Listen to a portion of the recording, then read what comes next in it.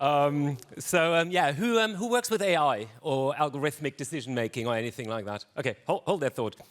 So the existential risks are the kind of events that lead to the permanent stagnation or the obliteration of civilizations, right? So it's basically things that civilizations do, or that sometimes happens to civilizations that kind of mess them up. But today I also want to talk a little bit about, like, maybe not those super big killers, but also what happens, what we can do to society that is kind of a global existential risk. Just to give you some, so there is a roughly 1 in 140 chance that in the next 100 years we'll get hit by another 6 mass extinction asteroid. So we've had 5 already in the past. Also, there might be a couple of high-impact solar flares coming our way in the next 100 years or so. Also, with around 100 incidents in biotech high containment facilities in the last 5 years in the UK alone, humans are just not very good at mitigating risk in biotech, right? Along the same lines, a bit maybe more outward-looking, nanotechnology, which has been kind of suggested to be the solution to scarcity, illness, death, possibly. There is a risk that we might get runaway replicators, which will then turn everything, and I mean everything, into more replicators, right? It's also been hypothesized that experiments in high-energy facilities, like the one in CERN, in colliders, might create micro-black holes. That's planet-ending bad, or they might lead to vacuum decay, which is kind of universe-ending bad. There's also nuclear threat and runaway greenhouse to worry about if we get it wrong. And then finally, of course, there is AI. So it's been hypothesized that once we crack general artificial intelligence, we'll see superintelligence arise at exponential speed. And superintelligence, by definition, isn't controllable by us. And it's most likely not outright hostile, but certainly won't share our goals or won't be aligned with us, right? So that may all be quite far-fetched. So the questions like, why worry, why bother? Well, the universe is really, really, really vast and time's very deep. So there should be life everywhere, but we're not seeing any, right? So no one's come calling.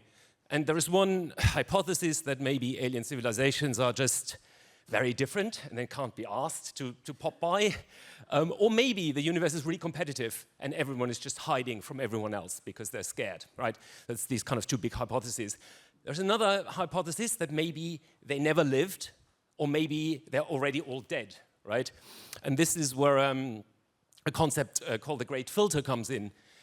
Namely, the idea that when life evolves, or civilization evolves, you have to jump through these hoops: non-animate matter, life, intelligent life, spacefaring, space broadcasting civilizations. And maybe those hurdles are really, really, really hard to overcome. So maybe we're the only ones in the universe that have evolved intelligent life. That might be an option, right? So life might be really rare, or life is maybe super abundant and it's everywhere. But there is a stage in every civilization's development where they start dabbling in those technologies I just mentioned, and civilizations, just literally everyone kills themselves off by dabbling in AI or dabbling in nanotechnology or whatever it might be, right? So if that's the case, then we have just, as humanity, just entered the great filter, and you might be living in the most interesting or most dangerous times for humanity because we're doing work in all those technologies, right? Now, the reason this matters is that existential risks are one shot. So civilizations who get them wrong die, but also, this is interesting,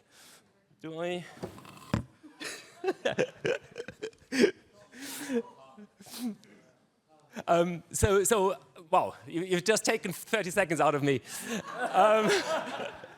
So I'll give you the quick summary. So generally speaking, civilizations who get existential risks wrong die out, right? But there's also intermediate impact. So when we get the technologies we work with today, AI or whatever, when we get them slightly wrong, it has really, really nasty impact on society, economy, the environment, right?